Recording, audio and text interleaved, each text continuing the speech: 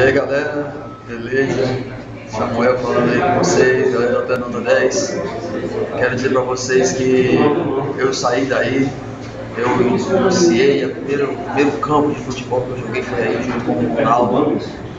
E eu quero dizer pra vocês que não desista do sonho de vocês, vocês possam colocar Deus sempre na frente da vida de vocês, pedir a direção a Ele em tudo que vocês forem fazer, porque com Ele vocês com certeza vão alcançar os objetivos de vocês, segundo a vontade dEle, e que vocês possam estar aprendendo bastante com o Ronaldo, porque eu pude aprender com ele a ser um homem, e independente de qualquer coisa, vocês possam ser homens, cidadãos do bem, estudar também, não deixar de estudar, e pedir a Deus a direção em tudo que vocês forem fazer, porque com Ele tudo dá certo. Um abraço a todos, valeu Ronaldo.